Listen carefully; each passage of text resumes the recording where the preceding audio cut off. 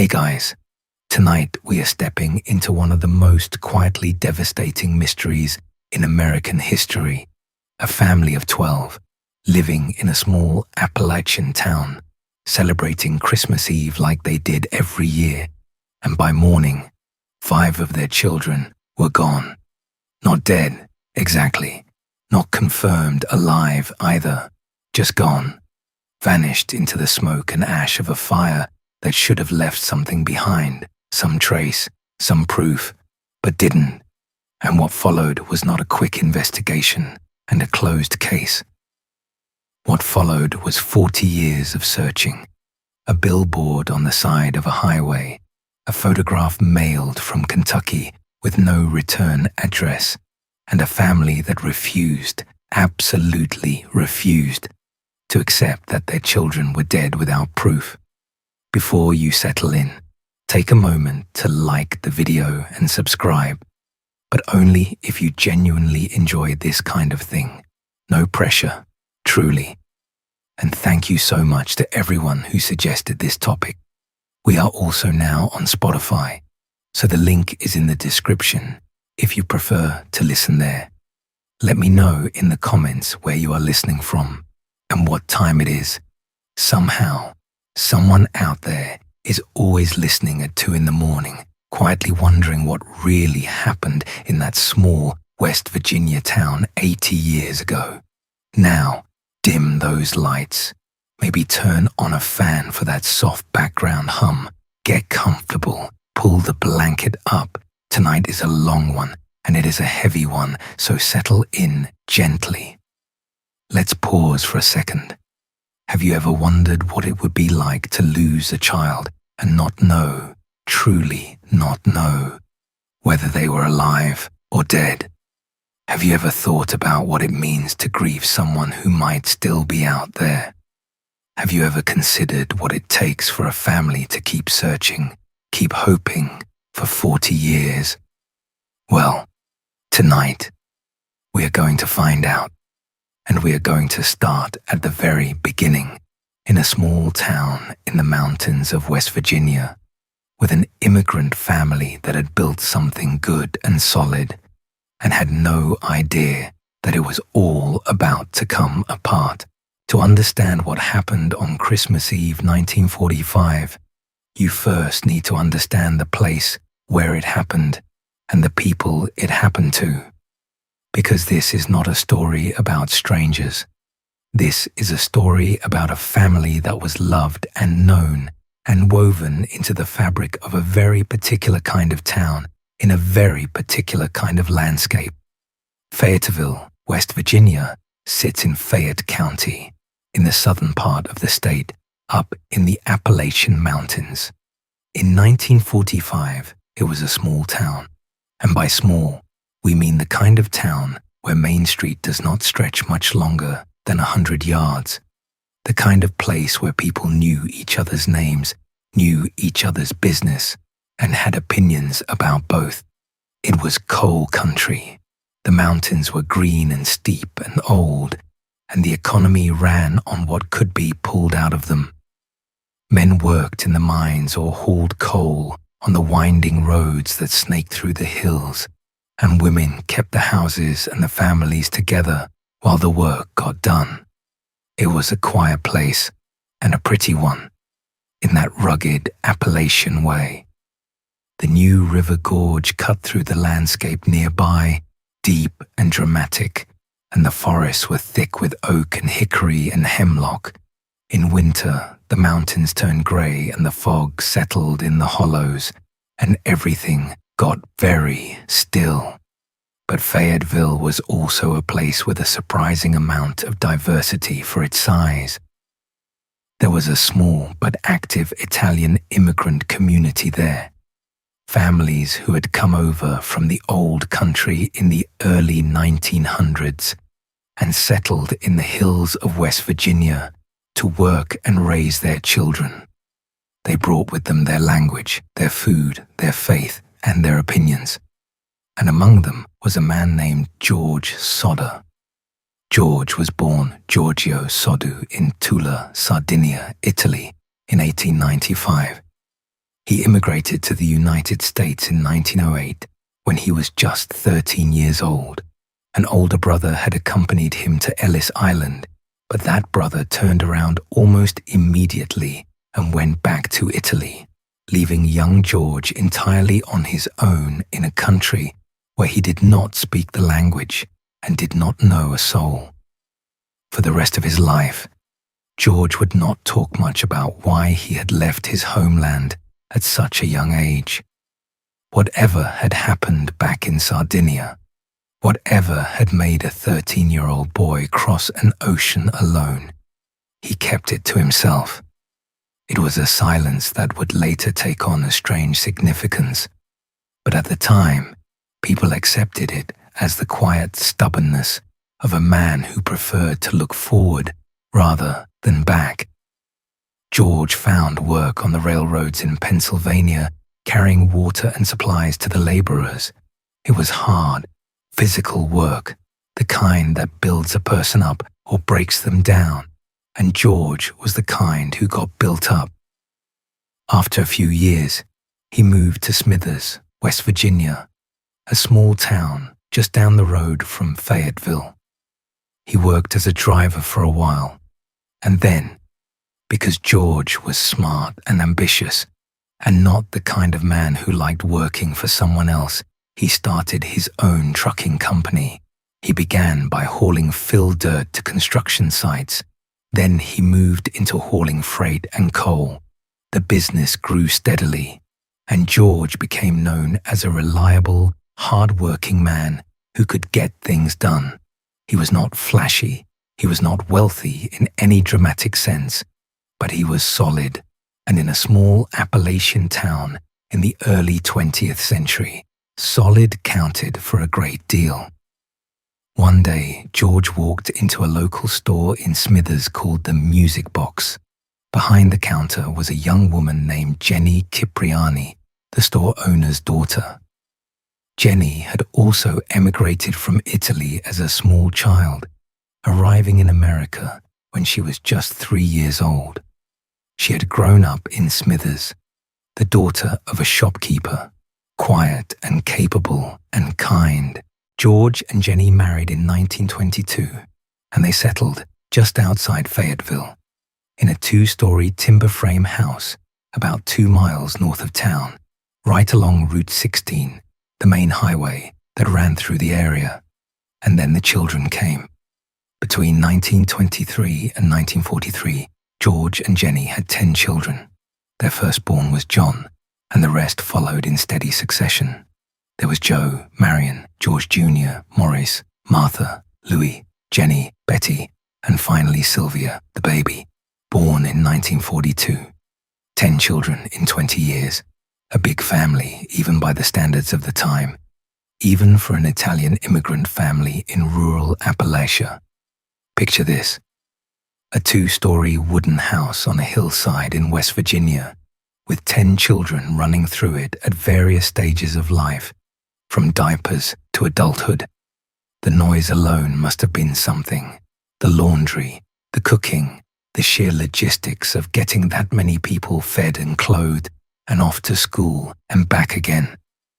Jenny ran that household with quiet efficiency, and George kept the trucking business going, and together they built something that their neighbors and community genuinely admired. A local official once described them as one of the most respected middle-class families around. They were not rich, but they were comfortable. They were not famous, but they were known. George's trucks rolled through town regularly, and Jenny's children were a familiar sight at the local schools and churches.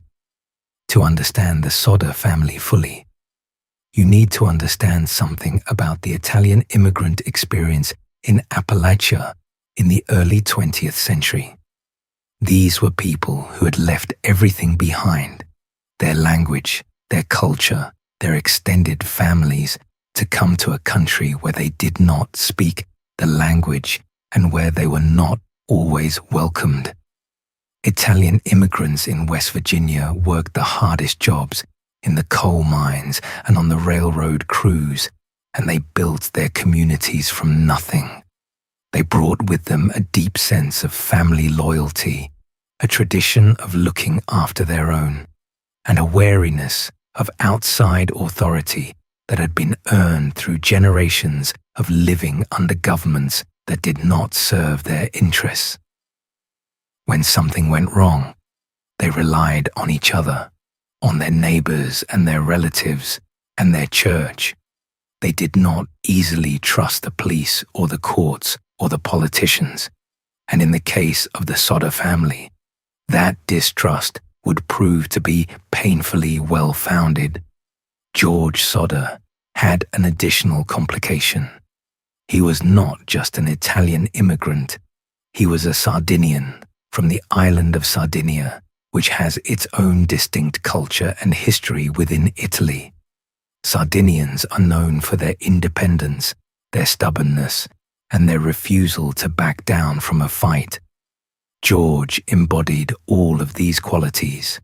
He was a man of strong convictions who said what he thought and did not particularly care who disagreed with him. This combination of qualities, the immigrant's determination, the Sardinian's stubbornness, and the self-made man's confidence made George Sodder a formidable presence in Fayetteville. It also made him a target. But George had one quality that set him apart from many of his quieter neighbors, and it was a quality that would eventually matter a great deal. George had strong opinions about many subjects, and he was not shy about expressing them. In particular, George was outspoken in his criticism of Benito Mussolini, the fascist dictator of Italy. This was not a casual opinion. George felt strongly about what was happening in the country he had left as a boy, and he said so loudly and often to anyone who would listen, and some who would rather not. In a small town with a significant Italian immigrant population, not everyone appreciated hearing their homeland's government criticized, especially during the tensions of World War II. George's anti-Mussolini sentiments led to some heated arguments with other members of the Italian community. Some of those arguments left hard feelings. Some of those hard feelings, it would later seem, ran very deep indeed. By 1945, Mussolini had been deposed and executed. The war in Europe was winding down. George's second oldest son, Joe, was serving in the army, and the family was looking forward to a quieter, more peaceful chapter. The older children were growing up. John, the eldest, was 22 and working alongside his father in the trucking business. George Jr. was 16, also helping out. Marion, the oldest daughter, was 19 and working at a dime store in downtown Fayetteville. The younger children were still in school, still running around the house, still doing the kinds of things that children do. And then came fall, and with it, a series of small, strange events that nobody paid much attention to at the time, but that would later haunt the family for the rest of their lives. In October 1945, a life insurance salesman came to the Sodder house trying to sell George a policy. George was not interested and turned the man away. This was not unusual. Salesmen came to houses all the time in those days, and getting turned down was part of the job. But this salesman did not take the rejection well. He became angry, and before he left, he said something that George would never forget. He warned George that his house would go up in smoke, and that his children are going to be destroyed. He attributed this threat to, as he put it, the dirty remarks you have been making about Mussolini. George was shaken, but he did not report it. People said things they did not mean, especially when they were angry, and George was a proud man who was not easily frightened. He filed the incident away and went about his business. Around the same time, another stranger appeared at the Sodder home this one asking about hauling work. The man wandered around to the back of the house, where he pointed at two separate fuse boxes on the exterior wall and commented, "This is going to cause a fire someday." George found this deeply strange. He had just had the house completely rewired when a new electric stove was installed, and the local power company had inspected everything and pronounced the wiring safe and up to standard. Why would a stranger, supposedly looking for trucking work, bother to examine fuse boxes and predict a fire? And then, in the weeks leading up to Christmas, George's older sons noticed something else. A car they did not recognize had started appearing along the main highway through town, parked in the same spot day after day. Its occupants seemed to be watching the younger Sodder children as they walked home from school. John and George Jr. saw it several times. They mentioned it to their father, but the people in the car never approached any of the children, never spoke to them, never did anything overtly threatening. And so, like the insurance salesman's warning and the stranger's comment about the fuse boxes, it was filed away as odd, but probably nothing. Looking back, of course, it would all seem like something.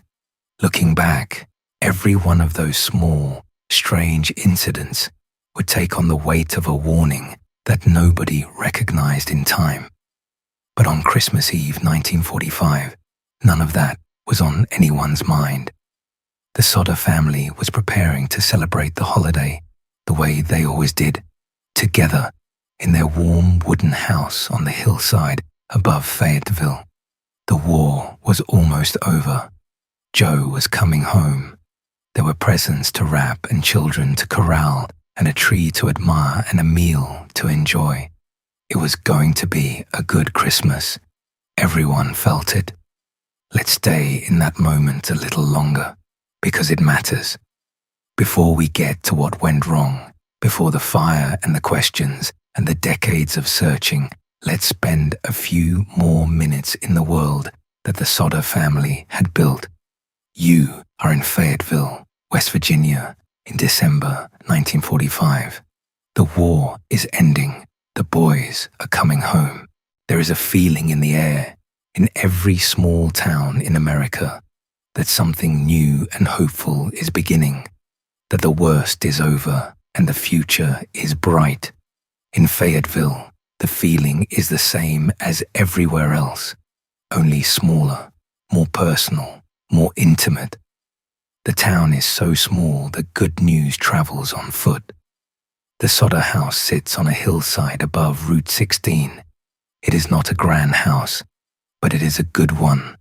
2 stories of solid timber, with a coal stove in the kitchen and a Christmas tree in the front room. The lights on the tree are electric, which is still something of a novelty in rural Appalachia. George had the house wired for electricity, and it was a point of pride for the family. Inside, the house smells of cooking and wood smoke and pine. The younger children have been playing all day. The older ones have been working. The kitchen table has been cleared and set for supper. Somewhere in the house, someone is singing. Somewhere else, someone is arguing about something trivial and unimportant the way children do. This is the ordinary world. This is the baseline. And it is about to be destroyed so completely that the family will spend the rest of their lives trying to get back to it. And it was the last one the Sodder family would ever have together. The evening of December 24th, 1945 was cold and still in Fayetteville, the kind of winter night that settles over the mountains like a quilt, heavy and quiet, with the air smelling of wood smoke and pine. Inside the Sodder house, it was warm and noisy and alive with the particular chaos that comes with a big family on the night before Christmas. You are standing on the porch of the Sodder house. The floorboards creak under your feet. Through the window, You can see the glow of the Christmas tree lights, a string of colored bulbs reflecting off the ornaments and the window glass. You can hear the children inside, their voices layered on top of each other in that particular blend of excitement and restlessness that only happens on December 24th. The smell of coal heat and cooking drifts out through the seams of the door. The mountains around you are dark and silent, the trees bare-branched against a pewter sky, and the only sounds outside are the occasional crunch of gravel on Route 16 and the low moan of wind in the hollows. This is the Sodder house on the last night of its existence. Take it in, because in a few hours it will be gone. 9 of the 10 Sodder children were home that night. Joe, the second oldest, had just been discharged from the army and was the only one not at the house. The remaining 9, ranging in age from 3-year-old Sylvia to 22-year-old John, were all there, packed into the 2-story timber frame house that had been their home for as long as most of them could remember. Marion, the eldest daughter at 19, had come home from her job at the dime store in downtown Fayetteville with a surprise. She had used her own wages to buy small Christmas presents for 3 of her younger sisters, Martha, who was 12, little Jenny, who was 8, and Betty, the youngest of the girls, who was 5. The toys were nothing extravagant, just simple things that a young woman working at a 5 and dime could afford. But to the younger girls, they were wonderful. Martha and Jenny and Betty were thrilled, the way only children can be thrilled, and they begged their mother to let them stay up past their usual bedtime so they could keep playing. Jenny Sodder, the mother, was tired, but she looked at her daughters' faces and said yes. They could stay up a little later. It was Christmas Eve after all. At around 10 o'clock, she told the children who were still awake that it was getting late. She reminded 14-year-old Maurice and 9-year-old Louis that they still needed to go outside and put the cows in the barn and feed the chickens before they went to bed. Maurice and Louis were good boys, responsible, and she trusted them to take care of it. George, the father, was already asleep upstairs, exhausted from a long day of work. John and George Jr., who had also spent the day working with their father in the trucking business, had gone to bed early too. Jenny picked up 3-year-old Sylvia and carried her upstairs to bed. She assumed the older children who were still awake, Maurice, Louis, Martha, Jenny, and Betty, would finish their chores and their playing and head up to the attic where the children slept when they were ready. Now imagine this scene for a moment. A mother carrying her youngest child up the stairs on Christmas Eve, the house still warm from the evening celebration, the sounds of the older children's voices drifting up from below. The Christmas lights are on, the tree is decorated, there are new toys on the floor. Everything is exactly as it should be. Jenny and Sylvia fell asleep together. The telephone rang at midnight. Jenny woke up and went downstairs to answer it. On the other end of the line was a woman whose voice she did not recognize, asking for someone by a name Jenny had never heard. In the background, there was the sound of laughter and clinking glasses, as if the caller were at a party or a bar. Jenny told the woman she had the wrong number and hung up. But something about the call unsettled her. The woman had a strange laugh, Jenny thought, a weird laugh. She could not explain why it bothered her, but it did. Before going back upstairs, Jenny noticed that the lights were still on downstairs and the curtains had not been drawn. These were things the children normally took care of when they stayed up later than their parents. Marion had fallen asleep on the living room couch, which explained why she had not attended to it. Jenny assumed the other children, Maurice, Louis, Martha, Jenny and Betty, had already gone up to the attic to sleep. She turned off the lights. She drew the curtains. She went back to bed. There is something about this moment that is worth pausing on. Jenny Sodder, standing in her quiet living room at midnight on Christmas morning, turning off the Christmas tree lights and pulling the curtains closed, not knowing that these are the last normal moments of her life, not knowing that the children she assumes are sleeping peacefully in the attic above her are either already gone or about to be, not knowing that by morning her world will be unrecognizable. She climbed the stairs. She got back into bed beside little Sylvia. She closed her eyes. At about 1 o'clock in the morning, Jenny was startled awake again. This time, it was not the telephone. It was a sound on the roof, a loud bang, followed by a rolling noise as if something heavy had been thrown or dropped onto the house from above. She lay still and listened. Hearing nothing more, she drifted back to sleep. Half an hour later, at approximately 1:30 in the morning on Christmas Day in 1945, Jenny Sodder woke up for the third time. This time, she smelled smoke.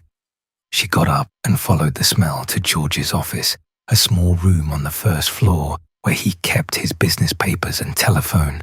The room was on fire. The flames were concentrated around the telephone line and the fuse box on the wall. Jenny ran upstairs and shook George awake. What happened next unfolded with the nightmare logic of a disaster, where everything that can go wrong does go wrong. George leaped out of bed and ran downstairs. He and Jenny woke John and George Jr. Marion was roused from the couch. Jenny grabbed Sylvia. The six of them, George, Jenny, John, George Jr., Marion, and Sylvia, made it out of the burning house into the freezing December night. But 5 children were still inside. Maurice, 14, Martha, 12, Louis, 9, little Jenny, 8, Betty, 5. George screamed their names. He and his son screamed up at the attic windows where the children slept. There was no response. The stairway leading up to the second floor in the attic was already engulfed in flames, making it impossible to reach them from inside. George ran to the side of the house where he always kept a ladder propped against the exterior wall. The ladder he would use to climb up to the upper floors for maintenance or repairs. The ladder was not there. It was simply gone. George searched frantically in the dark, barefoot on the frozen ground, but the ladder was nowhere to be found. An idea struck him. He would drive one of his 2 coal trucks up to the house and stand on the cab to reach the attic windows. He ran to the trucks. He turned the key in the first one. Nothing. The engine would not start. He tried the second truck. Same result. Neither truck would turn over. Both of them had been running perfectly just the day before. George tried another option. There was a rain barrel near the house that he could use to douse the flames. He ran to it and found it frozen solid. The water was a block of ice. Useless. By now, the fire was growing fast. The wooden house was old and dry, and the flames were eating through it with terrifying speed. George broke a window and tried to climb the exterior wall to reach his children, cutting his arm badly on the glass. Blood ran down his skin, but he barely noticed. He could see nothing through the smoke pouring from the windows. He could hear nothing from above.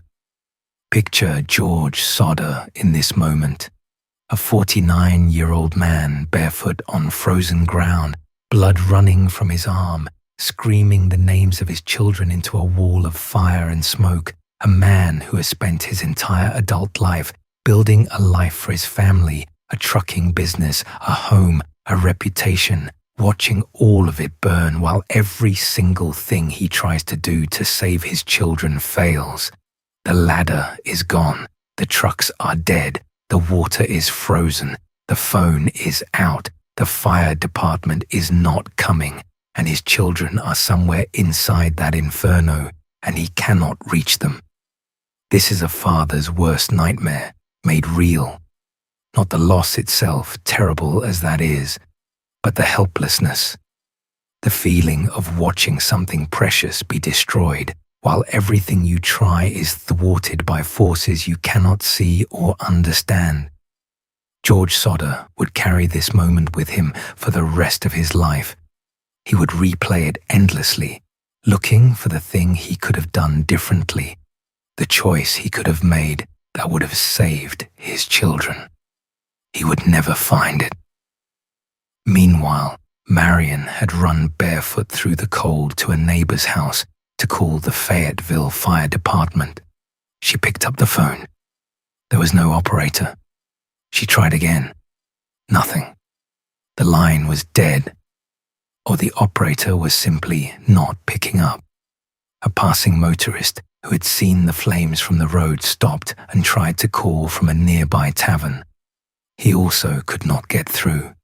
Eventually, either the neighbor or the motorist managed to reach the fire department from a different phone, further away in the center of town. But the Fayetteville Fire Department in 1945 did not have a proper alarm system. They relied on what was essentially a phone tree.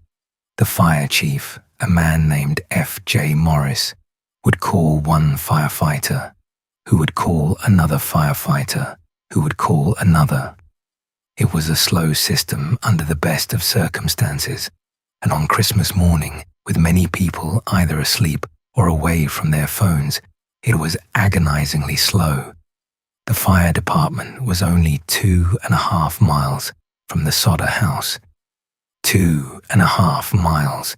A person could walk it in half an hour, and yet the fire crew did not arrive until 8 o'clock in the morning, 7 hours after the fire broke out.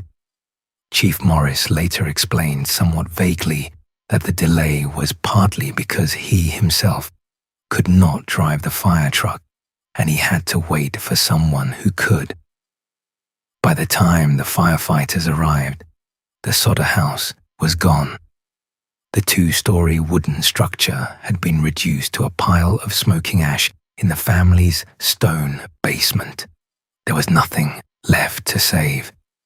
George and Jenny stood in the cold morning light with their 4 surviving children, looking at the ruin of everything they had built, trying to absorb the fact that 5 of their children were somewhere in that pile of ash.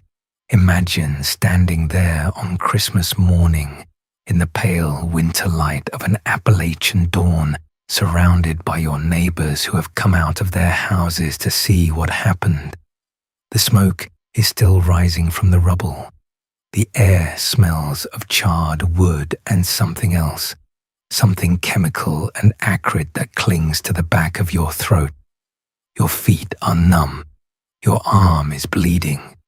Your surviving children are huddled together behind you, wrapped in blankets that someone brought from a neighbor's house, and you are looking at a pile of ash and broken stone and twisted metal, and somewhere in that pile are your children, or they are not, and you do not know which possibility is worse. This is the moment that would define the rest of George and Jenny Sodder's lives, not the fire itself, which was over in less than an hour, but the morning after, when they stood in the ruins and tried to understand what had happened and could not, and would spend the next 4 decades trying. The firefighters, one of whom was a brother of Jenny's, searched through the debris. They sifted through the ash and rubble in the basement. They looked for what you would expect to find in a house fire that had killed 5 people. Bones, teeth, any kind of human remains. They found nothing. By 10 o'clock that Christmas morning, Chief Morris told George and Jenny that no bones had been found, not a single bone, not a tooth, not a fragment of anything that could be identified as human remains. This was strange, deeply strange, but Morris offered an explanation. He suggested that the fire had been hot enough to completely cremate the bodies of all 5 children, leaving nothing behind. George and Jenny were devastated. They were in shock. They could barely process what had happened, let alone question the fire chief's explanation. Morris told George to leave the site undisturbed so that the state fire marshal's office could come and conduct a more thorough investigation. But the state fire marshal never came, or at least never came in any timely manner. 4 days passed. George and Jenny could not bear to look at the smoking ruin where their children had been. In their grief, George bulldozed 5 feet of dirt over the site, covering the basement and everything in it. He intended to turn the site into a memorial garden for the 5 children they had lost. The following day, a coroner's inquest was convened in Fayetteville. The jury examined the evidence, heard the testimony, and reached its conclusion.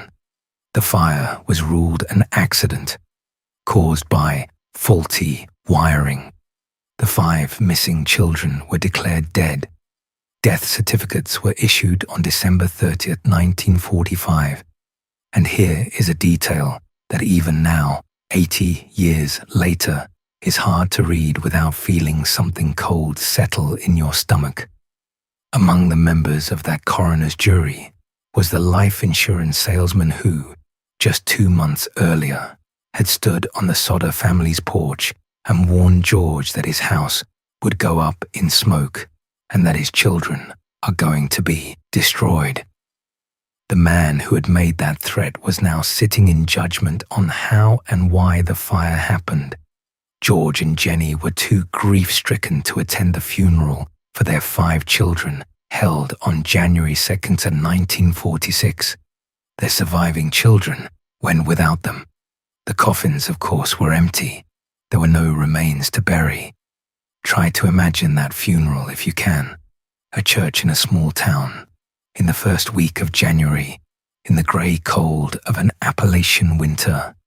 5 empty coffins at the front of the room. The surviving Sodder children sitting in the pews without their parents because their parents could not face it. The minister saying words over boxes that contained nothing. The townspeople of Fayetteville filing past, some genuinely grieving, some curious, some perhaps knowing more than they would ever say.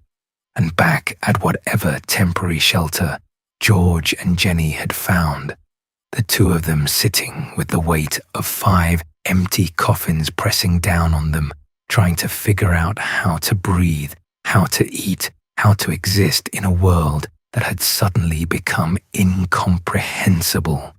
This is the part of the story that often gets lost in the mystery, the human part, the morning after part, the part where you wake up and remember that your children are gone.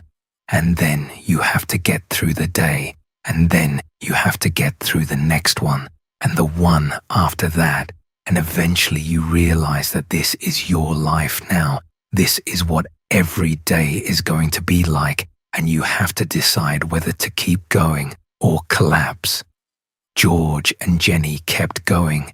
They had no choice. They had 4 surviving children who needed them.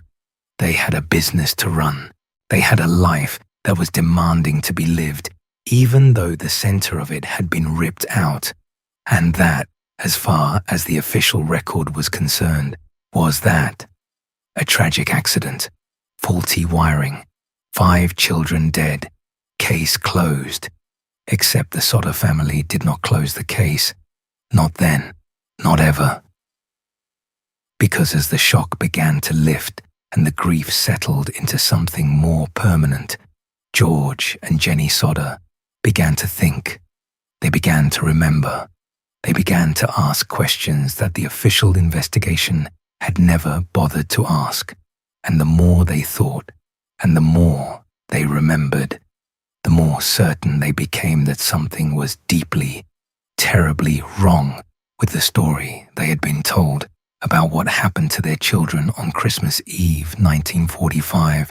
Let's talk about what bothered the Sodders. Because it was not one thing. It was not a single inconsistency or a lone suspicious detail. It was a cascade of them, each one small enough to dismiss on its own, but together forming a pattern that was impossible for the family to ignore. The first and most obvious question was the one that had been nagging at George and Jenny from the very beginning. Where were the bones? 5 children had supposedly died in that house. 5 human beings, ranging in age from 5 to 14, with growing skeletons full of dense, hard bone. And yet the search of the ashes had turned up nothing. Not a single bone, not a tooth, not a fragment of a skull or a rib or a femur. Absolutely nothing. Chief Morris had offered the explanation that the fire had been hot enough to completely cremate all 5 bodies, leaving no trace. But Jenny Sodder was a practical woman, and this explanation did not sit well with her. She began to research the subject. She contacted a local crematorium and spoke with the employees there. They told her that human bones remain even after bodies are burned at 2,000 degrees Fahrenheit for 2 hours. That is far longer and far hotter than any house fire, even a catastrophic one. The Sodder house had burned for roughly 45 minutes before collapsing into the basement. A typical house fire reaches temperatures of about 1,000 to 1,300 degrees Fahrenheit. Hot enough to kill, certainly. Hot enough to char and disfigure, absolutely. But hot enough to completely vaporize the skeletal remains of 5 children, leaving not so much as a single tooth behind. The science simply did not support it. Jenny, determined to prove the point, conducted her own experiments. She took small piles of animal bones, chicken bones, beef bones, and burned them in her fireplace and in outdoor fires. She burned them for hours at the highest temperatures she could manage. Not once were the bones completely consumed. Every time, recognizable fragments remained, and it was not just the bones. When the firefighters had searched the basement, they had found the remains of household appliances, metal objects that had survived the fire in recognizable form. Fragments of the tin roof. If cast iron and steel and tin could survive the blaze, how could human bone, which is denser and more durable than many of those materials, simply vanish? Then there was the question of the wiring. The coroner's jury had ruled that the fire was caused by faulty wiring, but George had just had the entire house rewired when a new electric stove was installed. The local power company had inspected the work and declared it safe. George also noticed something strange that Jenny had observed on the night of the fire. When she first woke up and went downstairs to check on the smoke, the Christmas lights were still on. They were plugged in and glowing. If the fire had been caused by an electrical fault in the wiring, the power should have gone out. The circuit should have been disrupted. But the lights were still burning. This was a simple, logical point, and nobody from the fire department or the coroner's office ever offered a satisfactory explanation for it. Then there was the ladder. George had always kept a ladder propped against the side of the house. It was always there, leaning against the exterior wall, ready to be used for maintenance or, if necessary, for climbing to the upper floors. On the night of the fire, when George desperately needed it to reach his children in the attic, the ladder was gone. It was not in its usual spot. He could not find it anywhere in the frantic darkness. Weeks later, after the snow had melted, the ladder was found at the bottom of an embankment, 75 feet from the house. 75 feet. It had not fallen. It had not been blown away by wind. It had been moved deliberately and purposefully to a location where George could not find it in the dark. The telephone line was another piece of the puzzle. On the night of the fire, when Marion ran to the neighbor's house to call the fire department, the phone did not work. At the time, everyone assumed the fire had burned through the line, but a telephone repairman who later examined the line told the Sodders something different. The line had not been burned through. It had been cut, cleanly, deliberately cut by someone who had climbed 14 feet up the telephone pole and reached 2 feet out from the pole to do it. A man whom neighbors had seen lurking around the Sodder property around the time of the fire was eventually identified and arrested. He admitted to stealing a block and tackle from the property, and he claimed that he had been the one who cut the telephone line, saying he had mistaken it for a power line. But he denied any involvement in the fire itself. His story did not make much sense, and no further investigation was conducted. No records identifying this suspect have survived. Jenny later reflected on this with grim clarity. If the man had actually cut the power line instead of the telephone line, she and George and the other 4 children would never have made it out of the house alive. They would not have been able to see to escape. And what about the trucks? George's 2 coal trucks had been running perfectly the day before the fire. He had used them for work. They started fine. They ran fine. But on the night of the fire, when George desperately needed to drive one of them up to the house to use as a platform to reach the attic windows, neither truck would start. Not one, not the other. Both engines were completely dead. George was convinced they had been tampered with. Later, one of George's sons-in-law offered a more prosaic explanation, suggesting that in his panic, George and his sons might have flooded the engines by pumping the gas too hard. It is possible.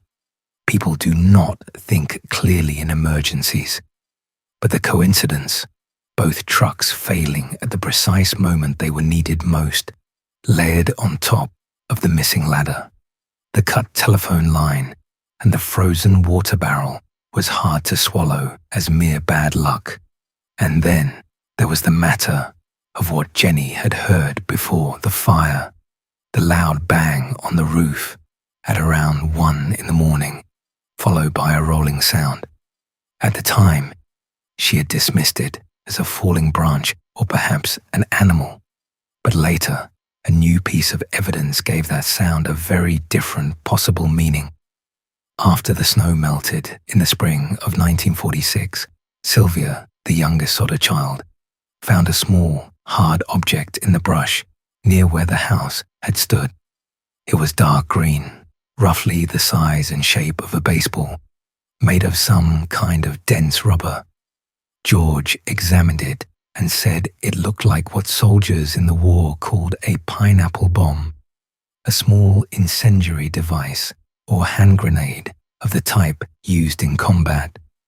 The family later claimed that the fire had started not from faulty wiring inside the house, but from something thrown or launched onto the roof, which would be consistent with the banging and rolling sounds Jenny had heard. If someone had thrown an incendiary device onto the Sodder roof on Christmas Eve 1945, then the fire was not an accident. It was arson. And if it was arson, then the children's disappearance took on a completely different meaning. Let us pause here for a moment and consider the full picture. Take every strange detail from before and during the fire and lay them out side by side. A life insurance salesman threatens that the house will burn and the children will be destroyed because of George's anti-Mussolini remarks. A stranger examines the fuse boxes and predicts a fire. An unknown car watches the Sodder children after school. The telephone line is cut. The ladder is removed and hidden 75 feet away. Both trucks are disabled. The water barrel is frozen. The fire department takes 7 hours to arrive from 2.5 miles away. An incendiary device is found near the house. No human remains are found in the ashes. The coroner's jury includes the man who made the original threat. Take any 2 or 3 of these details in isolation, and you might be able to explain them away. A coincidence here, an unfortunate circumstance there, but take them all together, and the picture that emerges is not one of an accidental fire. It is a picture of a coordinated operation. Someone, or more likely several people, planned to burn the Sodder house. They cut the phone line to prevent calls for help. They removed the ladder to prevent George from reaching the upper floors. They disabled the trucks to prevent him from using them as platforms. And if the kidnapping theory is correct, they removed the children from the house before or during the fire, put them in a car, and drove them away into the night. This level of planning and coordination does not happen spontaneously. It requires forethought, resources, and the involvement of multiple people who are willing to participate in the abduction of 5 children and the destruction of a family's home. And here is the part that haunts the case to this day. If this was indeed a coordinated operation, then it was carried out in a small town where everyone knew everyone, and it was covered up by local authorities who either could not or would not investigate properly. The implications are deeply unsettling, not just for the Sodder family, but for the entire community of Fayetteville and the systems that were supposed to protect its citizens. But there was no way to prove any of this. George had bulldozed dirt over the site just 4 days after the fire, covering whatever evidence might have remained. The state fire marshal had never conducted a proper investigation. The coroner's inquest, staffed in part by a man who had personally threatened the Sodder family, had ruled it an accident and moved on. The official investigation, such as it was over almost before it began. And so, with no help from the authorities and no satisfactory answers to any of their questions, the Sodder family began to investigate on their own. What followed was one of the most remarkable and heartbreaking private investigations in American history, a search that would consume the family for decades and never, ever reach a resolution. Have you ever wondered what it takes to keep searching for someone when the entire world has told you to stop? When every official, every authority, every expert has said there is nothing left to find? The Sodder family was about to show exactly what that looks like. The Sodders began their search carefully, methodically, and with a determination that bordered on ferocity.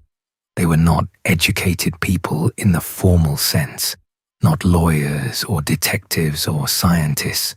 George was a trucker, Jenny was a homemaker, but they were smart and they were stubborn and they loved their children with a depth that would not allow them to accept a story that did not make sense.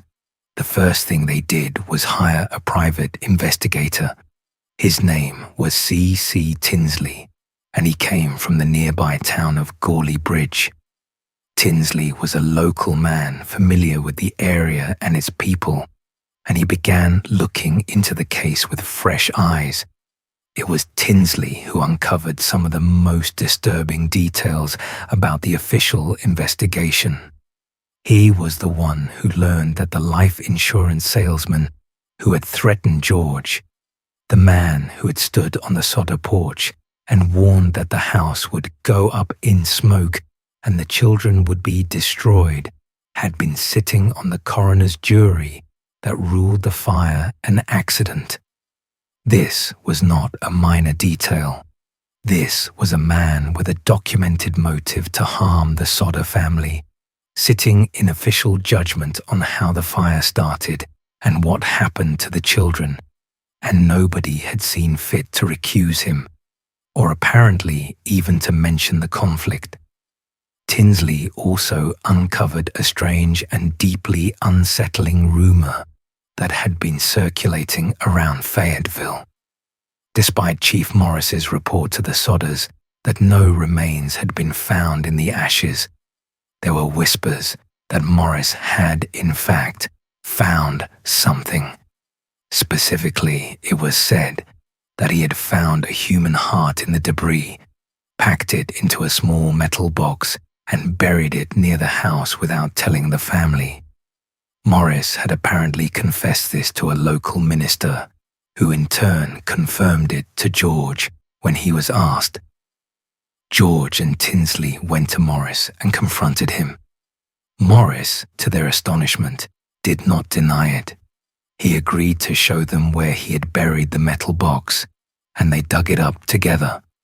They took what they found inside the box to a local funeral director for examination. The funeral director looked at it carefully and told them that it was not a human heart. It was fresh beef liver. It had never been exposed to fire. It was not a human organ. It was a piece of meat from a butcher shop. The implications were staggering.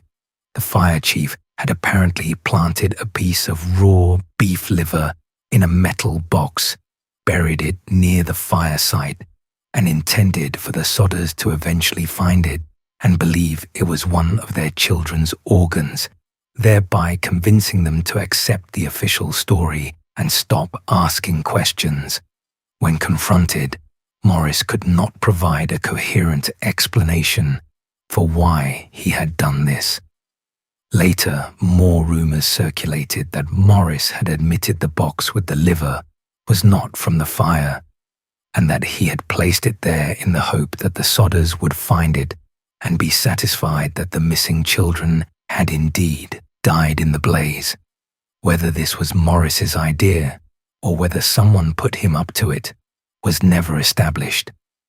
Now imagine you are George and Jenny Sodder, standing there with a piece of raw beef liver in a metal box, being told that the fire chief, the man whose job it was to investigate the fire and find your children, had fabricated evidence and lied to you about what was found in the ashes of your home. What would that do to your trust in the authorities? What would that do to your certainty that your children were really dead? For the Sodders, it destroyed whatever faith they had left in the official version of events. From that point on, they were certain, absolutely certain, that the truth about what happened on Christmas Eve was being concealed, and they were equally certain that their children had not died in the fire. George began writing letters. He wrote to the Federal Bureau of Investigation, asking them to investigate what he believed was a kidnapping. The response came from FBI Director J. Edgar Hoover himself, and it was polite but firm. Hoover wrote that the matter appears to be of local character and does not come within the investigative jurisdiction of this bureau. If the local authorities requested FBI assistance, Hoover added, he would of course direct agents to help. But the Fayetteville police and fire departments declined to make any such request. George was not deterred. He kept writing letters, kept making phone calls, kept pushing for someone, anyone, with authority to take a serious look at the case. In the meantime, he and Jenny followed up on tips and sightings that had begun to trickle in, and there were sightings. In the months after the fire, witnesses began coming forward with claims that they had seen the missing Sodder children alive. A woman who had been watching the fire from the road on Christmas morning said she had seen some of the children peering out of a passing car while the house was still burning. The children were not in the house. They were in a car being driven away. Another woman at a rest stop along the road between Fayetteville and Charleston said she had served the children breakfast the next morning. She described 4 children seated with 2 adults she did not recognize, and she noted that the children were unusually quiet and that the adults refused to speak with staff. She also noticed a car with Florida license plates in the parking lot. A hotel employee in Charleston reported something similar, seeing several children matching the Sodder description with adults who would not make eye contact with anyone and hurried the children along. These sightings share certain characteristics that make them difficult to dismiss as simple mistakes or wishful thinking. Multiple witnesses in different locations at different times all describe the same basic scenario: children matching the description of the Sodder kids in the company of adults who are behaving suspiciously, who refuse to interact with other people, who seem to be in a hurry to move on. The presence of a car with Florida license plates is an oddly specific detail that would be unusual for someone to invent. Of course, the sightings are also problematic. Eyewitness testimony is notoriously unreliable, especially when the witnesses know they are looking for something specific. Once news of the Sodder children's disappearance spread, it would have been natural for people to see missing children everywhere, to interpret normal interactions between adults and children as suspicious, to project their own fears and sympathies onto strangers in diners and hotel lobbies. And yet, the timing, the locations, the consistency of the descriptions, the specific detail about the Florida plates, these are not the hallmarks of mass hysteria or wishful thinking. They are the hallmarks of something real, something that happened, that multiple people noticed independently of one another. None of these sightings could be confirmed. None of them led to anything concrete, but they kept the flame of hope alive in George and Jenny's hearts. If people had seen their children alive after the fire, then the children were not in those ashes. They were somewhere else. And if they were somewhere else, they could be found. George also had one particularly painful experience during this period. He saw a photograph in a magazine of a group of young ballet dancers in New York City, and one of the girls looked to him exactly like his missing daughter Betty. He drove all the way to New York to the girls' school and demanded to see her. The school refused. George pleaded, argued, and eventually left without seeing the girl. He never found out whether she was his daughter or not.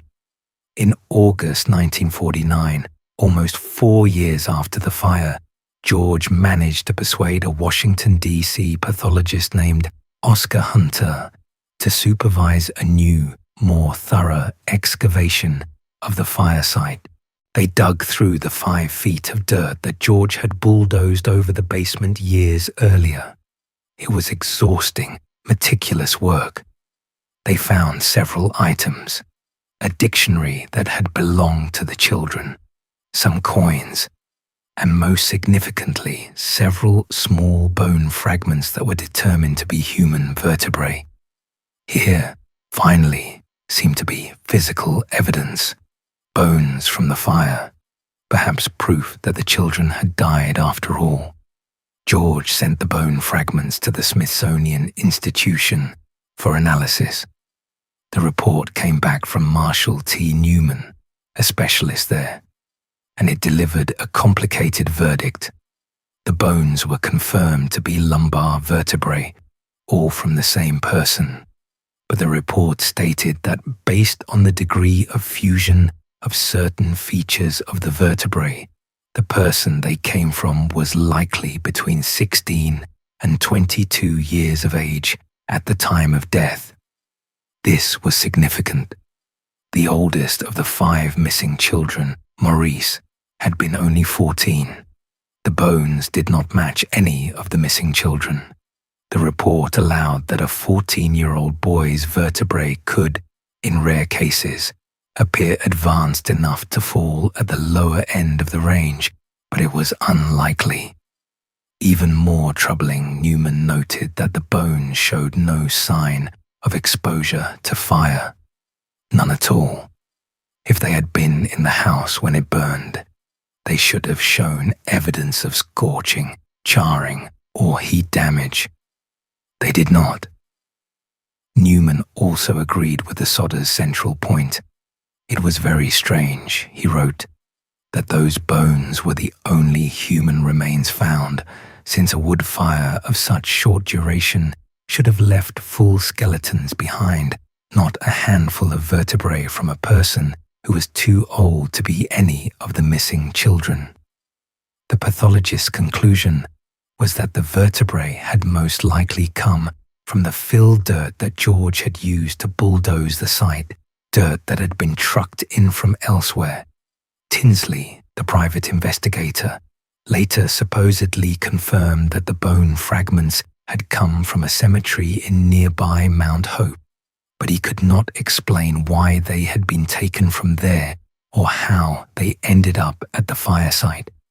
So even the one piece of physical evidence that might have settled the question turned out to be a dead end, or worse, yet another layer of possible tampering and deception.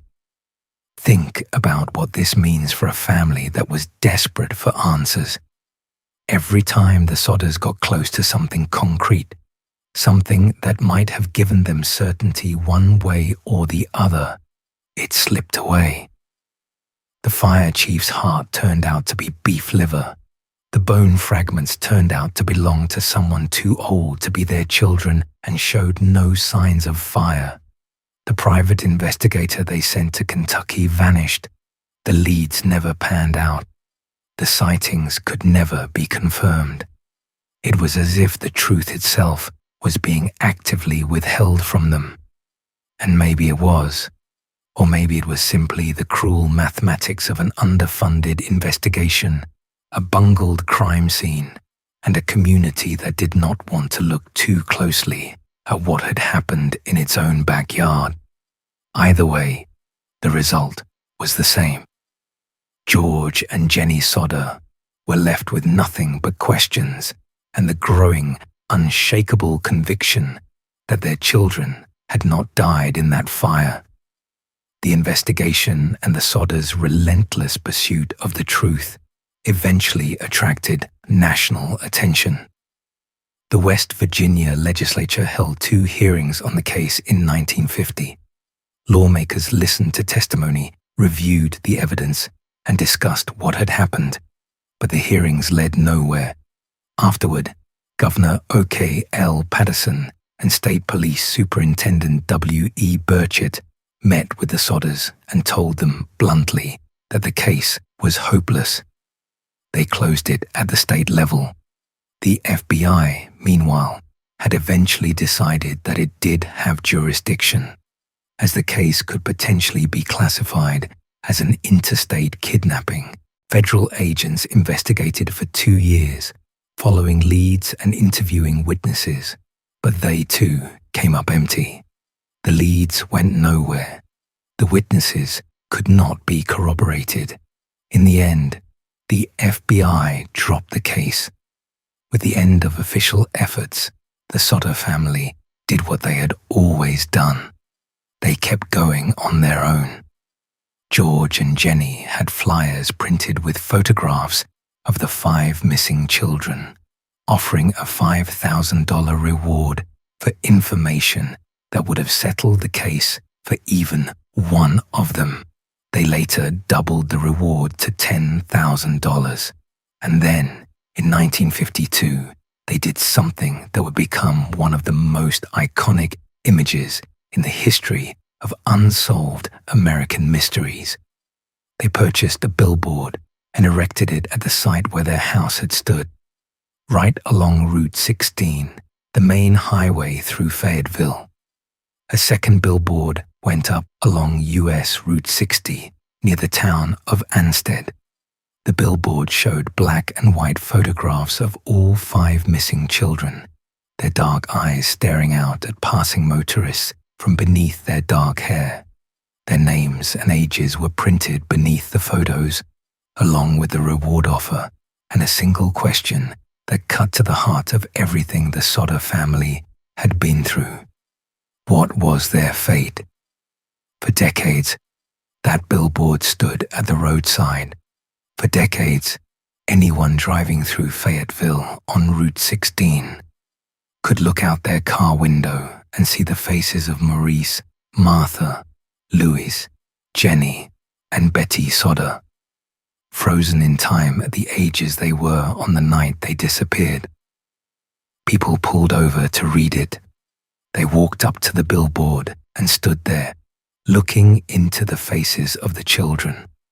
It became a landmark, a monument to unanswered questions and unresolved grief. Every Christmas, the people of Fayetteville would talk about the Sodder children, repeating the same stories, the same theories, the same unanswered questions. It was part of the town's identity, a wound that never fully healed, a mystery that never went away. You have to understand what that billboard meant to the community, not just to the Sodder family. For the people of Fayetteville, driving past those 5 small faces every day on their way to work, on their way to the store, on their way to church, the billboard was a reminder that something terrible and unexplained had happened right here in their town to their neighbors, and nobody had done anything about it. It was a reproach, a silent accusation, a question that hung in the air like the fog that settled in the hollows. Some people found it disturbing. Some found it heartbreaking. Some wished the Sodders would take it down and let the town move on. But George and Jenny were not interested in letting anyone move on. Moving on was what the authorities had wanted from the beginning, and the Sodders had spent too many years learning what moving on actually meant. It meant forgetting. It meant accepting. It meant letting the people who had failed their children off the hook. The Sodders were not in the forgetting business. They were in the remembering business, and that billboard was their most powerful tool.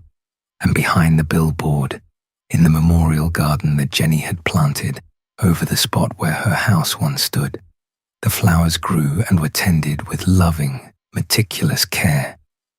Jenny worked in that garden for the rest of her life, on her knees in the dirt, caring for the flowers that grew above the place where her children were supposed to have died.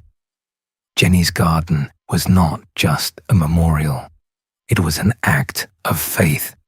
Every seed she planted, every weed she pulled, every flower she watered was a quiet declaration that she had not given up, that she still believed her children were alive somewhere, and that one day they would come home, and she would be here, waiting, with the garden tended and the billboard standing and the questions still unanswered.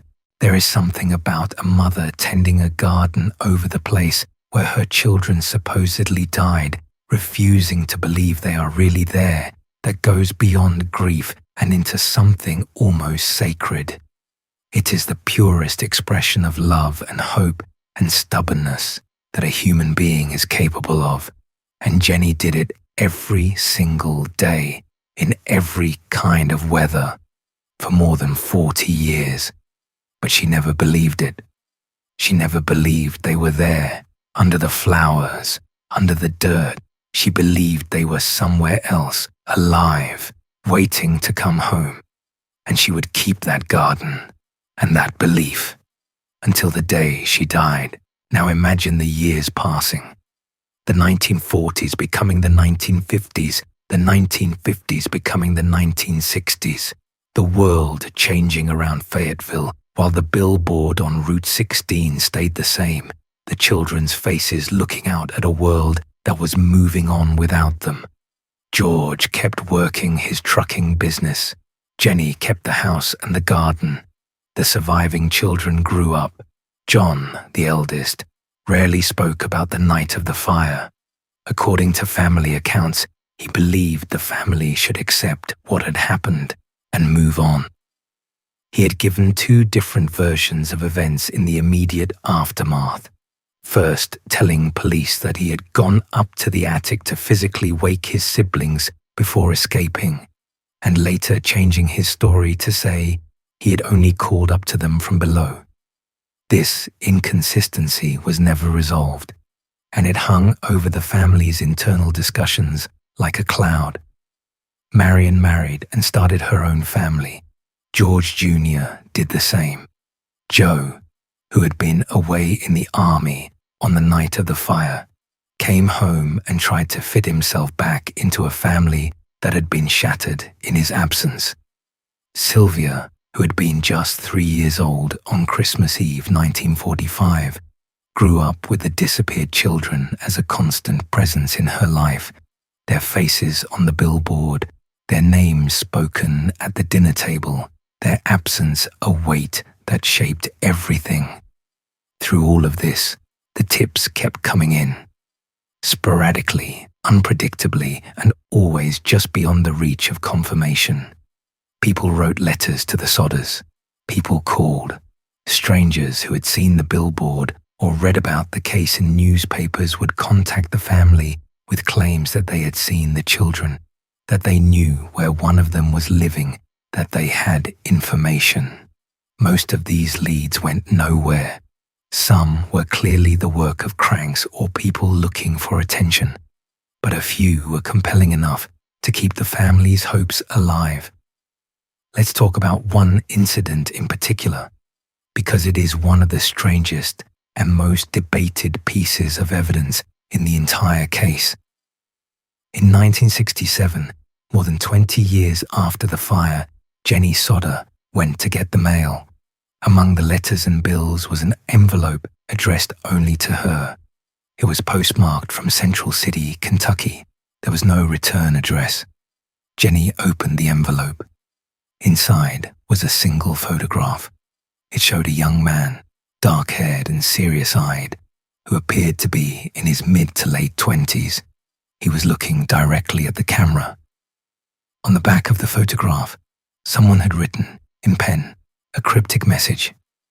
The exact wording has been reported slightly differently by different sources over the years, but the most widely cited version reads, Louis Sodder, I love Brother Frankie, Illil Boys, A90132 or 35.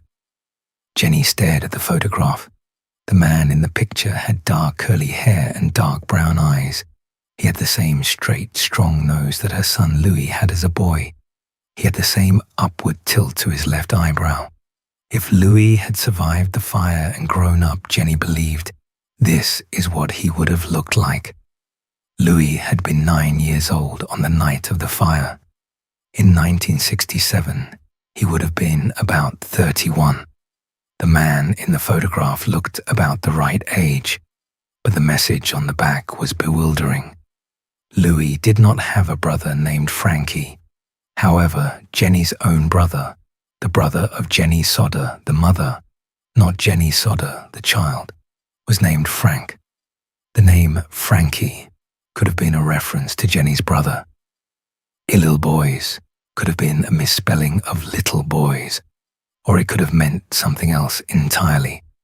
The string of numbers, A9, or 35, has never been satisfactorily decoded. Some have speculated it might be a military serial number, or a post office box, or an address code. Nobody knows. George and Jenny were both electrified and terrified by the photograph. They compared it to pictures of Lewis as a boy, and the resemblance to them was unmistakable. This was their son.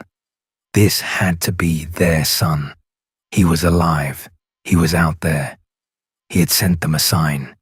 They hired another private investigator and sent him to Central City, Kentucky, to track down the sender of the photograph, or the young man himself, or anyone who might know anything. The investigator took their money, left West Virginia, traveled to Kentucky, and was never heard from again.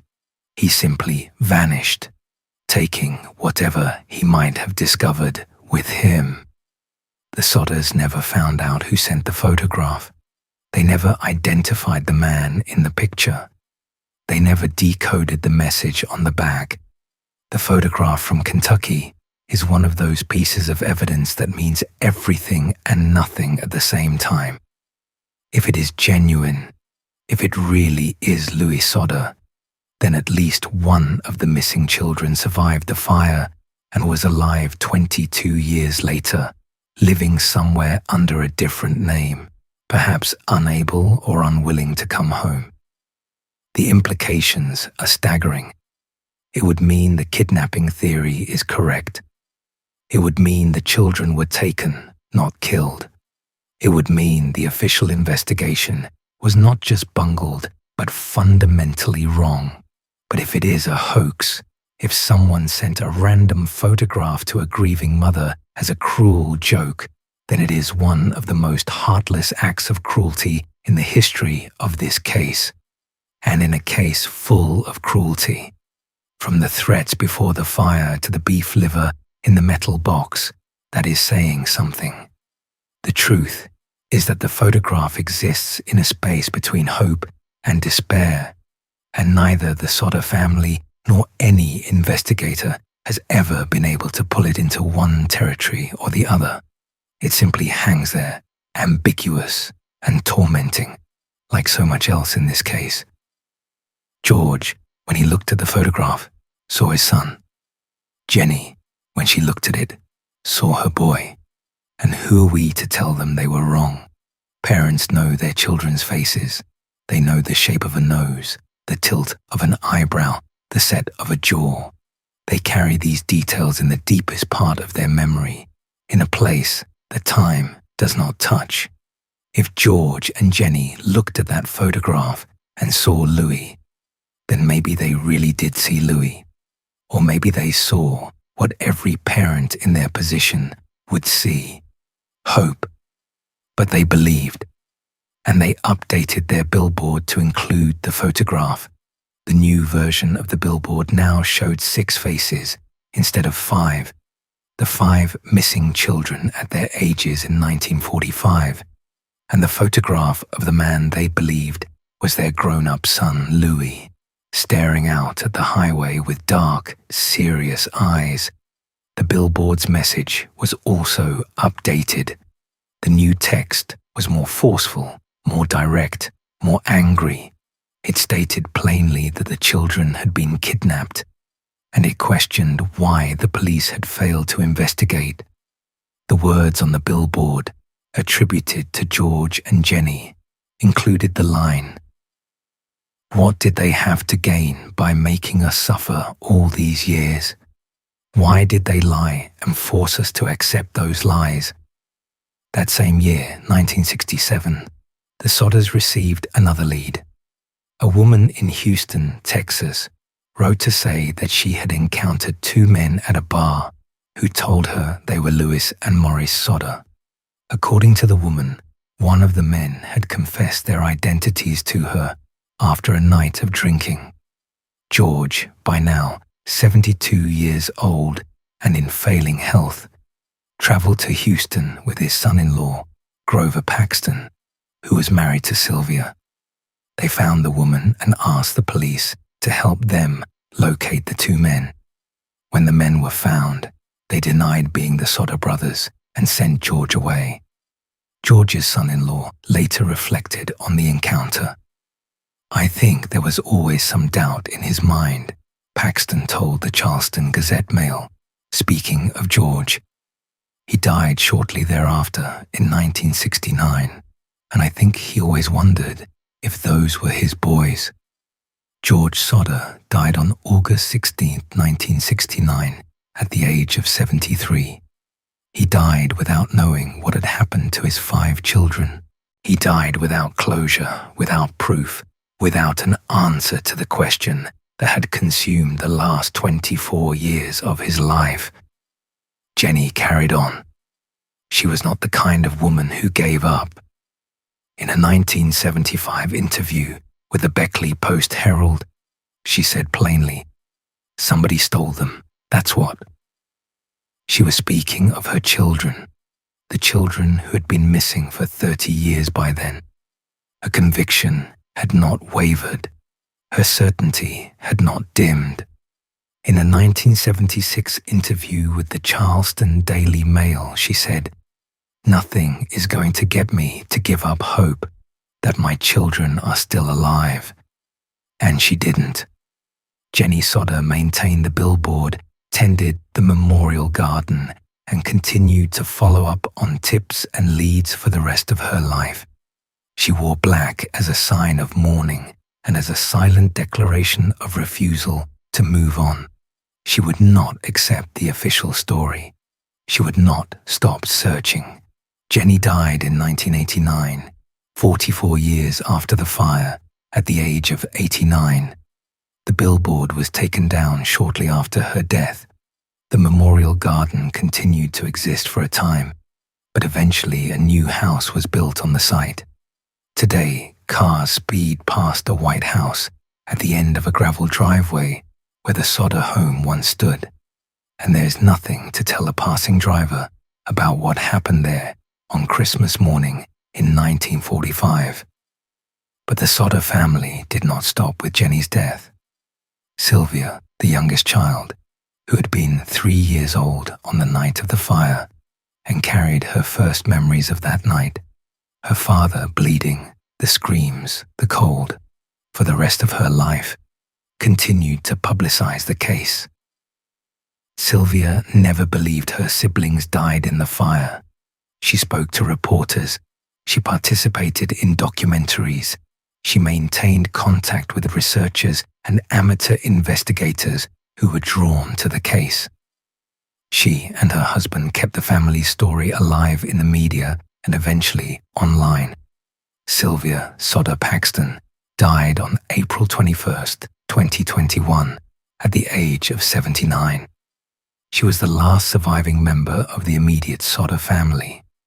Her older missing siblings, if they had survived the fire, would have been in their 80s and 90s by then, and are almost certainly deceased by now, wherever they may have been. But Sylvia's children, the grandchildren of George and Jenny Sodder, have continued the family's efforts. Jenny Henthorne, a granddaughter, has been particularly active in keeping the case in the public eye. She has fielded questions from researchers and journalists, shared family documents and photographs, and kept the Sodder name from fading entirely into history. One question that has come up repeatedly in recent years is whether the family has considered consumer genetic testing, services like 23andMe or Ancestry DNA, in the hope of finding genetic matches that might connect them to descendants of the missing children. According to Jenny Henthorne, her mother's DNA was on file with the West Virginia State Police database, but no one in the family has pursued commercial testing. The reasons are personal and private, and the family has not elaborated. This is a question that many people who discover the Sodder case for the first time immediately ask. In an era when genetic genealogy has solved cold cases that were decades old, when the Golden State Killer was identified through DNA uploaded to a genealogy website, it seems like consumer DNA testing could potentially break the Sodder case wide open. If any of the missing children survived and had children of their own, their descendants would carry Sodder DNA. A match in a commercial database could, in theory, lead to those descendants and through them to answers. But the reality is more complicated than the theory. For genetic testing to work, you need DNA from someone connected to the missing children, and you need their potential descendants to have also submitted DNA to a compatible database.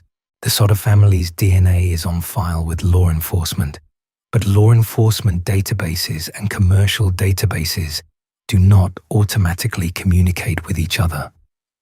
And even if a match were found, it would raise as many questions as it answered. If a descendant of one of the Sodder children were identified, it would confirm that at least one child survived the fire, but it would not explain what happened, who took them, where they went, or why they never came home. There's also the emotional weight of such a discovery to consider.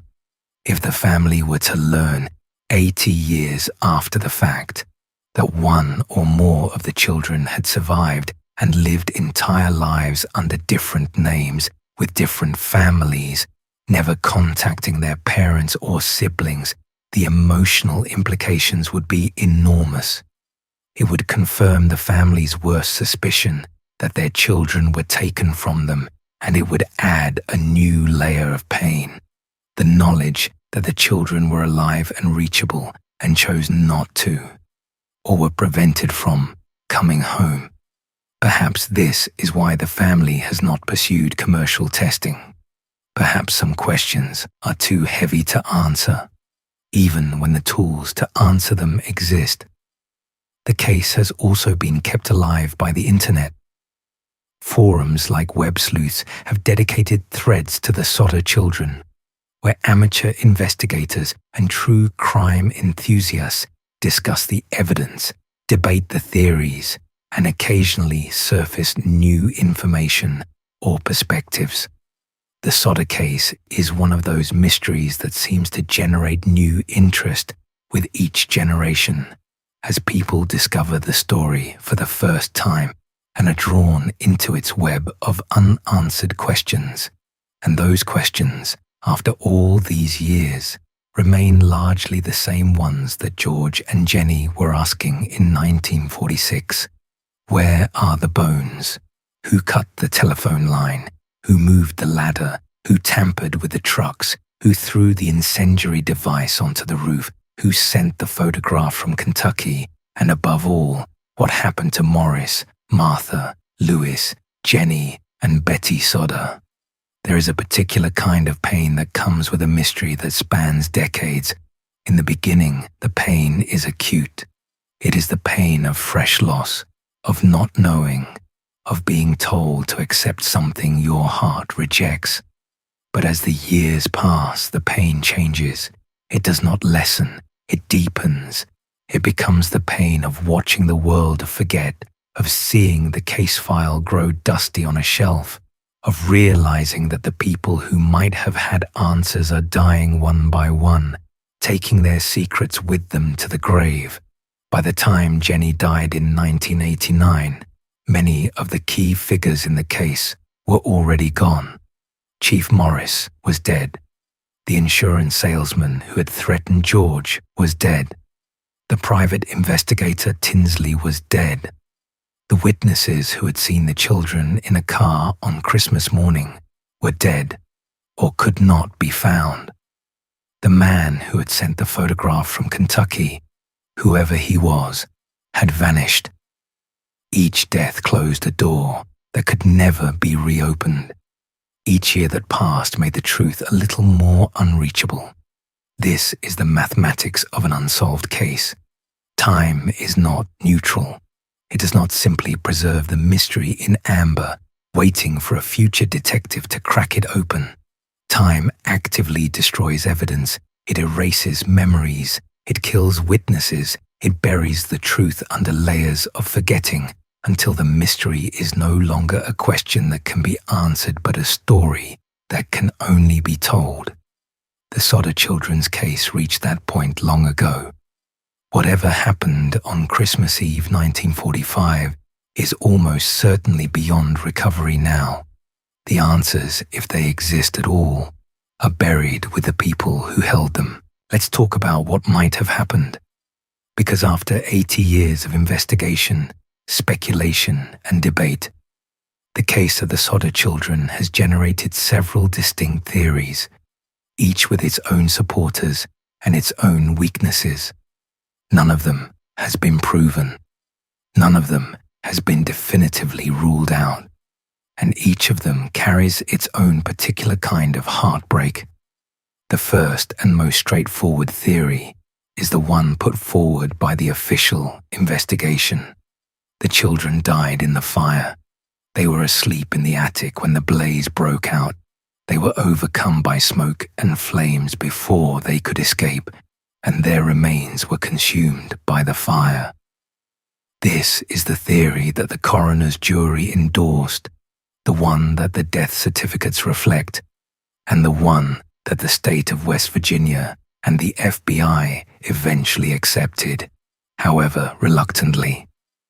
The argument in favor of this theory rests primarily on the principle that the simplest explanation is usually the correct one. House fires killed people all the time in 1945, especially in rural areas with wooden houses and limited fire department resources. Children sleeping in an attic could easily have been trapped by flames blocking the stairway. Smoke inhalation could have rendered them unconscious before they even had a chance to cry out, which would explain why George and Jenny heard no response when they screamed their names.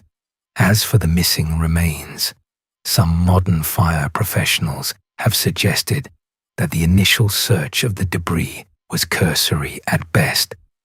The firefighters who arrived 7 hours after the fire were exhausted and undermanned, and they may simply have missed small bone fragments in the ash.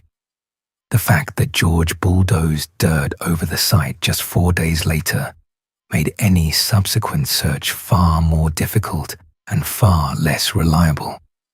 George Bragg, a local author who wrote about the case in his 2012 book about West Virginia's unsolved crimes, believes that John was probably telling the truth in his original account when he said he physically tried to wake his siblings before fleeing. Bragg believes the children died in the fire, though he acknowledges the possibility of error. Logic tells you they probably did burn up in the fire, he has said, but you can't always go by logic. Stacey Horn, a writer who produced a segment on the case for National Public Radio around its 60th anniversary in 2005, also concluded that the children most likely died in the fire.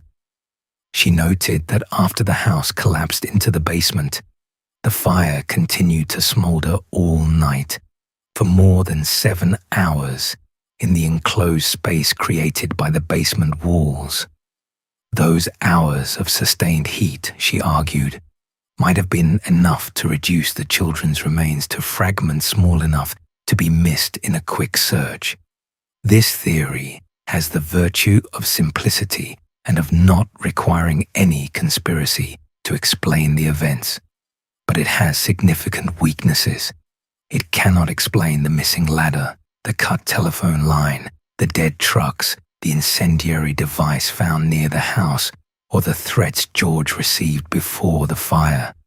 And it cannot explain the total absence of any human remains, despite the fact that household appliances survived the fire in recognizable form. The second theory, and the one the Sodder family believed for the rest of their lives, is that the children were kidnapped. In this version of events, the fire was deliberately set as a diversion, a way to cover the taking of the children, while the rest of the family was distracted by the blaze. The missing ladder, the cut phone line, the disabled trucks, and the frozen water barrel were all part of a deliberate plan to prevent George from reaching the children or calling for help. According to this theory, the children were removed from the house before or during the early stages of the fire, placed in a car, and driven away. The witnesses who reported seeing the children in a passing car during the fire and at a rest stop the next morning support this interpretation. But who would have taken them, and why? The most commonly cited motive is retaliation. George Sodder had been loudly, publicly critical of Benito Mussolini and the Italian fascist government. This had made him enemies within parts of the Italian immigrant community. The life insurance salesman's explicit threat that George's house would burn and his children would be destroyed because of his anti-Mussolini remarks suggests that someone with connections to pro-Mussolini elements had both the motive and the willingness to target the Sodder family. Some researchers have gone further and suggested possible involvement by the Sicilian mafia, which had a presence in parts of Appalachia during this period.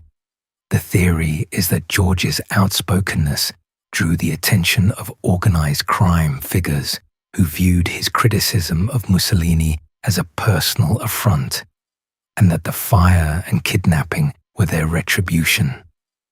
This theory requires some historical context. During the 1930s and 1940s, there were documented connections between Italian organized crime and pro-fascist elements in the United States. Mussolini himself had cultivated relationships with certain Italian-American community leaders, and his regime's intelligence services kept tabs on Italian immigrants who spoke out against the government. In communities where these networks had influence, an outspoken critic like George Sodder could indeed have been a target. West Virginia's Italian immigrant communities, while small, were not isolated from these larger currents. The coal mines and railroad towns that drew Italian labor also attracted the kinds of informal power structures, some legitimate, some criminal, that existed wherever immigrant populations clustered. Whether those structures reached into Fayetteville, and whether they had the capability and the will to orchestrate the abduction of 5 children, is a question that has never been definitively answered. George himself never wavered in his belief that his political opinions were the cause of what happened to his family. He believed, until the day he died, that someone had punished him for speaking out against Mussolini, and that the punishment was the taking of his children. Whether he was right about the motive, and whether he was right about his children being taken rather than killed, are 2 separate questions, and the answer to one does not necessarily determine the answer to the other. This theory explains many of the strange circumstances surrounding the fire, the premeditated sabotage of the phone line, ladder and trucks, the incendiary device, the threats, the witnesses who saw the children alive after the blaze. But it also raises difficult questions.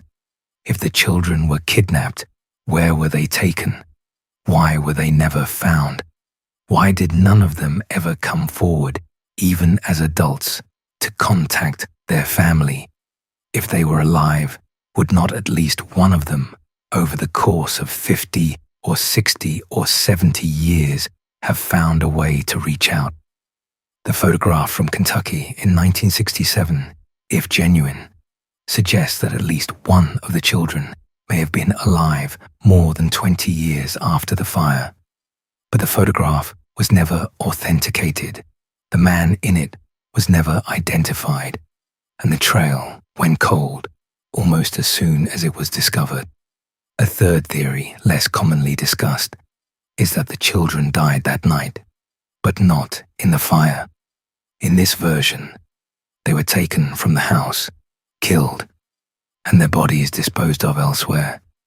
The fire was set to destroy evidence and to provide a plausible explanation for their disappearance. This theory would explain both the absence of remains in the ashes and the witnesses who saw the children being removed from the scene. This is perhaps the darkest of the theories, and it is the one that the family found most unbearable to contemplate. George and Jenny always clung to the belief that their children were alive, and for good reason. The alternative, that someone had taken their children and killed them, and that the entire community had either looked the other way or actively participated in covering it up, was too painful to accept. And then there are the smaller, stranger theories that the children ran away, though this is difficult to credit given their ages. The youngest was 5, that the fire was an accident, but the children escaped on their own and, for unknown reasons, never returned, that the entire case was simpler than it appears, and the conspiracy theories grew from the family's grief and the community's guilt over a botched investigation. To be fair, grief can do remarkable things to the human mind. When we lose someone we love, especially a child, the need for answers can become all-consuming, and in the absence of real answers, we sometimes construct elaborate explanations that give our suffering a shape, a villain, a narrative arc. It is possible that the Sodders, devastated by unimaginable loss, built a castle of suspicion on a foundation of coincidence and bad luck. But it is also possible that they were right, that something terrible happened that night that went far beyond the house fire, that their children were taken from them by people who had the means, the motive, and the connections to make 5 children disappear and to ensure that no one ever found them. The truth is that we do not know. After 80 years, we do not know what happened to Morris, Martha, Louis, Jenny, and Betty Sodder. The fire burned away the evidence. The authorities failed to investigate. The years piled up like the dirt George bulldozed over his broken home. And the answers, if they ever existed, may now be buried too deep to reach. Have you ever thought about what it means for a case to go truly cold? Not just unsolved, but unreachable. The witnesses are dead. The suspects are dead. The family is gone. The house is gone. The billboard is gone. All that remains is the story, passed from person to person, generation to generation, a whispered question that no one can answer. The Sodder children's case is one of those stories. It lives now in the telling of it, in articles and podcasts and videos like this one, in the memory of a family that searched until there was no one left to search. And there is something about where it happened that matters too. Appalachia has always been a place where stories cling to the landscape. The mountains hold on to things. The hollows keep their secrets. In these small, tight-knit communities, where everyone knows everyone and families go back generations, a story like the Sodder case does not simply fade away. It becomes part of the place itself, woven into the geography like the roots of the trees on the hillsides. People in Fayetteville still talk about the Sodder children, not every day perhaps, but every Christmas, and every time a stranger passes through town and asks about the old billboard that used to stand along Route 16. The story is handed down from parents to children, from neighbors to newcomers, from one generation to the next. It is told in coffee shops and at kitchen tables and in the quiet conversations that happen after church on Sunday mornings. And every time it is told, the same questions are asked, the same theories are debated, the same frustration is expressed at the authorities who fail to do their jobs, and the same quiet hope is voiced, however faintly, that someday, somehow, the truth will surface. In Appalachia, that is what you do with an unresolved story. You keep telling it. You keep it alive. You refuse to let it be forgotten because forgetting feels like abandonment. And in these communities, you do not abandon your own. The Sodder children were their own, and Fayetteville has never forgotten them. Which brings us to something that deserves its own careful examination. Because regardless of which theory you find most compelling, one thing is beyond dispute. The investigation into the Sodder children's disappearance was, by any standard, a failure. And not a failure born of honest effort and limited resources. A failure that, at its most charitable interpretation, reflected staggering incompetence, and at its least charitable, something far worse. Let us walk through the failures one by one, because they matter. They matter because 5 children vanished, and the people whose job it was to find out what happened to them did not do their jobs, and the children and their family deserved better. The fire department took 7 hours to respond to a fire that was 2.5 miles away. 7 hours. In that time, the entire house burned to the ground, any evidence was destroyed, and any chance of rescuing the children, if they were still in the house, was lost. Chief Morris's explanation, that he could not drive the fire truck and had to wait for someone who could, is one of those statements that sounds almost reasonable until you think about it for more than a few seconds. A fire chief who cannot drive his own fire truck in a town where there is no alarm system, only a phone tree. On Christmas morning, when people are home and the streets are empty, 2.5 miles. The initial search of the debris was cursory by every account. Modern fire professionals who have reviewed the case have noted that the firefighters spent very little time looking through the ashes, and that a proper search would have required far more diligence and far more time than they gave it. If there were bone fragments in the ashes, they might well have been missed. The coroner's inquest was compromised from the start. Having the insurance salesman who had threatened the Sodder family on the jury was a blatant conflict of interest. In any competent jurisdiction, he would have been removed immediately. Instead, he sat in judgment on the very case that his own threats had foreshadowed. The fire chief apparently fabricated evidence, the beef liver buried in a metal box, intended to convince the Sodders that their children's remains had been found, is one of the most bizarre and disturbing details in the entire case. If Morris was acting on his own, his behavior was deranged. If he was acting on someone else's instructions, it suggests a conspiracy to conceal the truth. The state fire marshal's office never conducted a timely investigation. George bulldozed the site after 4 days because nobody came. By then, whatever evidence might have been recoverable was buried under 5 feet of dirt. Law enforcement at every level, local, state, and federal, failed to take the case seriously. The Fayetteville police did nothing. The state police called the case hopeless. The FBI investigated for 2 years and then gave up. At no point did any agency conduct the kind of thorough, sustained investigation that the disappearance of 5 children warranted. And there are darker interpretations.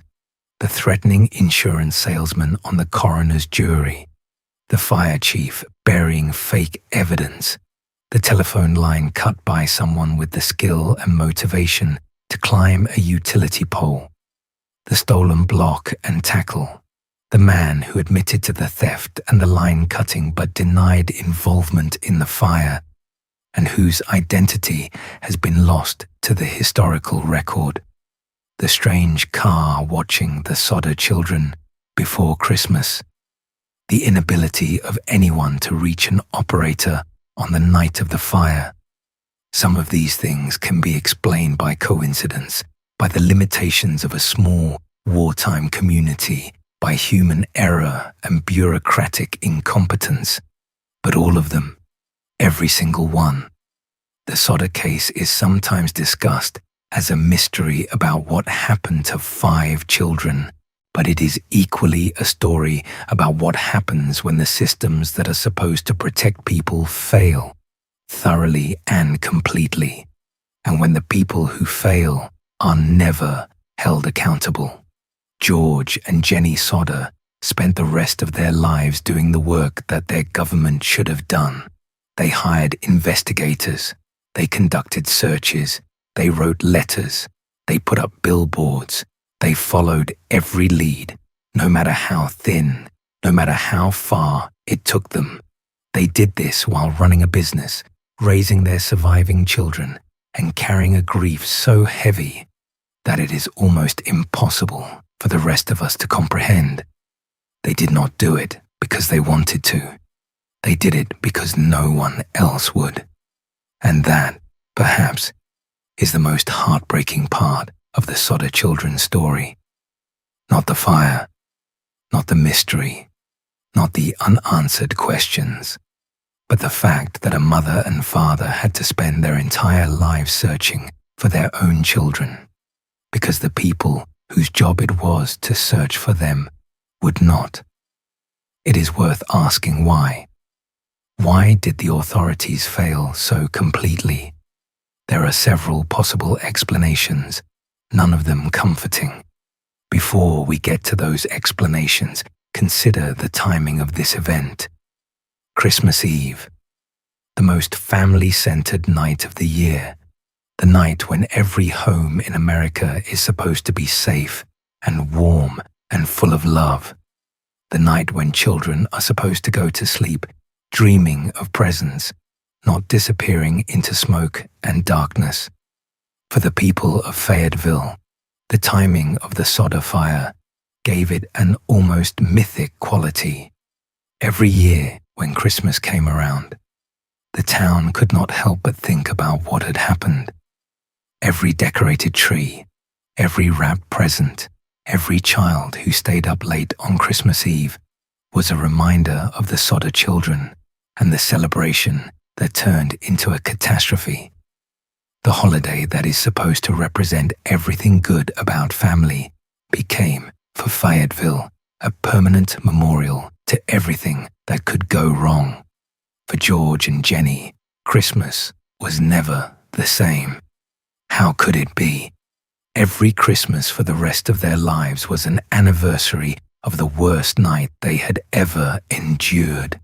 Every Christmas tree they put up, every gift they wrapped for their surviving children and grandchildren was shadowed by the memory of the toys Marion bought for Martha and Jenny and Betty, the toys that the children played with on the last night they were ever seen. Grief has a way of colonizing holidays. It takes the days that are supposed to be joyful and turns them into gauntlets. And for the Sodder family, Christmas was the biggest gauntlet of all.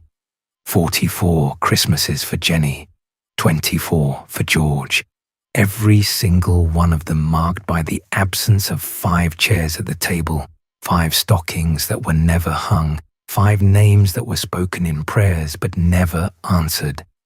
The most charitable explanation for the investigation failures is incompetence.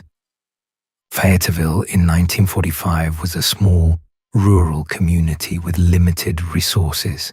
The fire department was understaffed, the police department was small, the coroner's office was not equipped for complex investigations. The war had drained manpower from every level of local government. These were not trained forensic investigators. They were small town officials doing the best they could with what they had. A less charitable explanation is indifference. The Sodders were Italian immigrants. George was outspoken and abrasive. He had made enemies. He had alienated people with his political opinions. It is not difficult to imagine a scenario in which local officials, tired of George's complaints, and skeptical of his conspiracy theories, simply decided that the easiest course of action was to close the case and move on. 5 children from an immigrant family in a small Appalachian town. In 1945, that may not have been enough to justify a major investigation, at least not in the eyes of the people who had the power to order one. And the darkest explanation, the one the Sodder family always suspected, is complicity.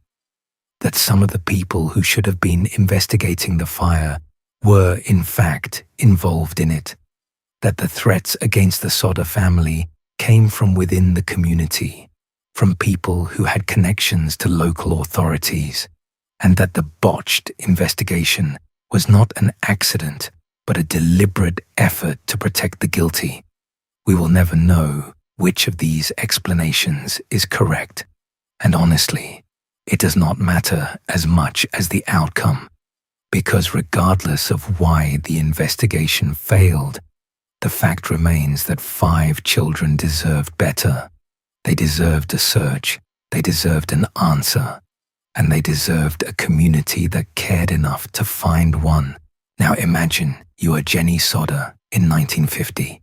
You are 50 years old. It has been 5 years since the fire. Every morning you wake up and the first thing you think about is your children.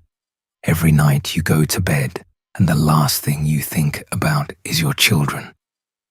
The garden you planted over the place where they were supposed to have died is blooming, and you tend it with your bare hands, and you talk to the flowers as if they can hear you, or perhaps as if someone beneath them can hear you. You have 4 other children who need you. They are alive, they are here, they love you, and they need their mother. And you love them fiercely, protectively, with the desperate intensity of a woman who has already lost so much. But there is a part of you that is always somewhere else, always looking for Maurice, always scanning the face of every young woman on the street for a glimpse of Martha, always wondering if the boy at the grocery store, the one with the dark hair and the brown eyes, might be Louis. This is what unresolved grief does to a person. It does not fade. It does not soften with time.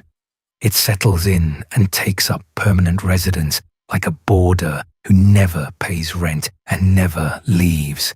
Every holiday is a reminder. Every family photograph is incomplete. Every celebration has an empty chair, or in the Sodders' case, 5 of them. George dealt with it by working. He threw himself into the trucking business and into the investigation with equal ferocity. He wrote letters, made phone calls, drove across state lines to follow leads.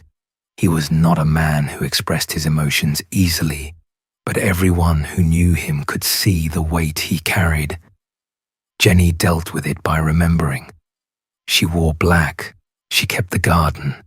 She spoke about her missing children to anyone who would listen, and to many who wished she would not. She refused to be silent, refused to be polite, refused to let the world forget what had been done to her family. The surviving children dealt with it in their own ways. John, the eldest, retreated into silence. He did not talk about the fire. He told the family they should accept what had happened and move on. Whether this was wisdom or denial or simple self-preservation, no one can say. It was how he survived. Marion, George Jr., and Joe lived their lives, married, had children of their own, and carried the knowledge that their family had been broken by something that was never explained, something that might have been prevented, something that nobody in power had cared enough to solve. And Sylvia, little Sylvia, who was 3 years old on the night of the fire, who remembered nothing clearly but felt everything deeply. She grew up in the shadow of her missing siblings. She grew up with the billboard, with the flyers, with the phone calls in the middle of the night, with her mother's black dresses and her father's exhausted face. She grew up knowing that she had survived something that her brothers and sisters had not, and never understanding why. Sylvia married Grover Paxton and raised her own family, and she never stopped believing that her siblings were alive, or had been alive, somewhere out there in the world. She spoke about them publicly for decades. She was interviewed by newspapers and magazines and television shows and podcasters. She kept the story going when everyone else had given up. When Sylvia died in April 2021, at the age of 79, the last living connection to that Christmas Eve in 1945 was severed. There is no one left now who was in the house that night, no one who remembers the sound of the fire, the cold of the December air, the screaming. Sylvia's very first memories were of that night. She was 2 years old, or perhaps 3, depending on which account you follow, and she never forgot the sight of her father bleeding, his arm slick with blood from the broken window, his face twisted with an emotion she was too young to name, but old enough to feel. She never forgot the terrible symphony of screaming, everyone screaming at once, screaming for children who did not answer. Those sounds followed her for 76 years. She once described what it was like to grow up in the Sodder family after the fire, the constant tension between grief and hope, the way every meal had absent faces, the way her mother would sometimes stop in the middle of a conversation, her eyes going distant, her mind traveling to wherever she imagined the missing children might be, the way her father would come home from a long drive following yet another dead-end lead, sit down at the table and say nothing for the rest of the evening. Imagine growing up in that house. Imagine being the youngest child, the one who survived, and spending your entire childhood surrounded by the photographs and memories and the relentless search for the siblings you never really got to know. Imagine the guilt that must come with being the one who lived, even though you were too young to have done anything about it. Imagine the pressure of being the child who was still there when 5 others were not. Sylvia carried all of this with grace and determination, and she channeled it into a lifelong mission to keep the case alive. She understood, perhaps better than anyone, that the Sodder children's story was not just a mystery to be solved. It was a family's legacy, and as long as she was alive, she was going to make sure the world remembered it. What remains is the story and the questions, and maybe that is enough. Not enough for justice, certainly, because justice requires answers, and there are none. But enough to remember, enough to ensure that Maurice and Martha and Louis and Jenny and Betty Sodder are not forgotten. Enough to say their names and know that they were real children who were loved and wanted and searched for, and that their family never gave up on them, not for a single day, from Christmas 1945 until the last Sodder drew their final breath. Think about the lives those children might have lived if things had been different. Maurice was 14 in 1945. He would have been old enough for Korea, old enough for Vietnam, old enough for a career and a family and grandchildren. He would be in his 90s now, if he had lived. Martha was 12. She might have become a teacher, a nurse, a mother herself. She might have married a man from Fayetteville and settled down within shouting distance of her parents' house, the way people did in small Appalachian towns. Louis was 9, just a boy, on the cusp of everything, too old to be carried and too young to carry himself. If he survived the fire, as the Kentucky photograph suggests, who did he become? Where did he go? Did he know who he was? Did he remember his family? Little Jenny was 8, old enough to love the toys her sister bought her, young enough to believe that Christmas morning would fix everything, And Betty was 5 years old enough to climb onto a chair and look out the window, young enough to need someone to tie her shoes, 5 years old and gone. These were the children that George and Jenny spent their lives searching for, not abstractions, not case numbers, not grainy photographs on a billboard. Real children with real names who slept in a real attic and played with real toys on the last night they were ever seen. So tonight, as you settle into your pillow and let the heaviness of this story settle with you, consider what we have been through together. We have traveled to a small town in the Appalachian Mountains, to a 2-story wooden house on a hillside above Route 16, where a family of 12 celebrated Christmas Eve in 1945 with new toys and staying up late and the particular warmth that only comes from a house full of people who love each other. We have watched that house burn, and we have watched a family be torn apart, not by the fire alone, but by the silence and incompetence and possible malice that followed. We have walked alongside George and Jenny Sodder as they searched for their children, year after year, decade after decade, with a stubbornness that looks from the outside like something extraordinary, but from the inside looks like what any parent would do. Because that is the truth of it. There is no parent alive who would not do exactly what the Sodders did if they were in the same position. If your children were missing, and no one could prove they were dead, you would search too. You would search until you could not search anymore, and then you would hand the search to your children, and they would keep going, because behind the billboard, behind the newspaper articles, behind the theories and the debates and the armchair investigations, there were real people. Maurice, who was 14 and responsible for putting the cows in before bed. Martha, who was 12 and loved the Christmas toys her sister bought her. Louis, who was 9 and helped with the chickens. Little Jenny, who was 8 and had her whole life ahead of her.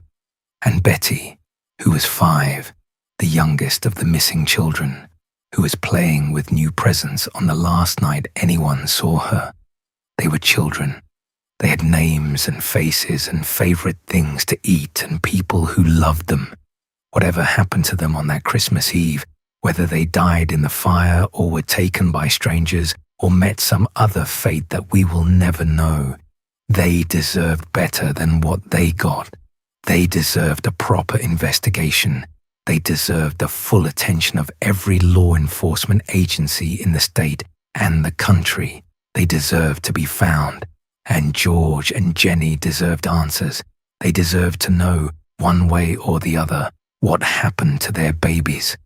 They lived and died without those answers. And that is a cruelty that no amount of time can soften. There's something universal in the Sodder story, something that reaches beyond the specific details of a fire in West Virginia in 1945 and touches on something deeply human. It is the story of parents who loved their children. That is all. That is everything. Parents who loved their children so much that they refused to let them go, even when every institution and every authority told them to accept the loss and move on. In a world that often forgets its victims, that moves on to the next tragedy and the next headline and the next breaking story, the Sodder family stood still. They planted their feet and refused to move.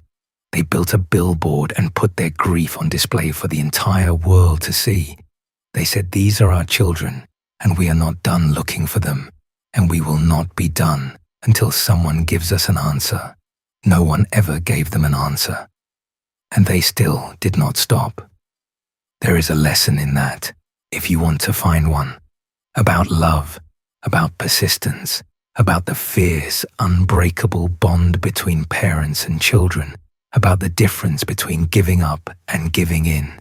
George and Jenny Sodder never did either. They simply ran out of time. So tonight, as you drift towards sleep in your warm bed with your clean sheets and your phone on the nightstand and the gentle hum of the fan in the background, maybe think about the Sodders for just a moment longer. Think about what it means to love someone so much that you spend your entire life searching for them. Think about what it means to refuse to accept a lie, even when the lie is easier than the truth. Think about what it means to keep a garden growing over a place where your heart was broken and to tend it with your own hands every day for 40 years. The Sodder family did all of that. They loved their children in the loudest, most stubborn, most visible way they could. They put their grief on a billboard and asked the whole world to help them carry it. Nobody ever did, not really. But they kept asking. And somewhere along Road 16 in Fayetteville, West Virginia, the flowers still grow where the Sodder house used to be. The billboard is gone now. The house is gone. George and Jenny are gone. Sylvia is gone. But the flowers keep coming back every spring quietly and without fanfare, the way the people who planted them would have wanted. That was their story. A family, a fire, a mystery, and a love that outlasted all of it. Quiet, relentless, unfinished love. There is a line from one of the old billboard signs that the Sodder family posted. It read, "Time is running out for us, but we only want to know. If they did die in the fire, we want to be convinced. Otherwise, we want to know what happened to them." George said those words, and they carry the weight of everything the family went through. They did not need a happy ending. They did not need their children to walk through the door after 20 years of absence. They just needed to know, one way or the other. The knowing would have been enough, but even that was denied them. And so, tonight, we carry the not knowing for a little while. We hold it gently, the way you hold something precious and fragile, and we let it settle into the quiet. The story of the Sodder children is not a story with an ending. It is a story with a pause, a long, quiet, unbroken pause that has lasted 80 years and counting. And maybe that pause will never end. Maybe the answers are gone forever, buried under time and dirt and silence, the way the ashes of the Sodder house were buried under 5 feet of soil. But the children's names are still here. Maurice, Martha, Louis, Jenny, Betty. Say them softly if you like. They deserve to be spoken. And somewhere in the mountains of West Virginia, the night is settling over the hollows and the fog is filling the valleys and the old roads are quiet and the stars are coming out above Fayetteville the way they always have, the way they always will, unchanged by everything that has happened below them. Good night.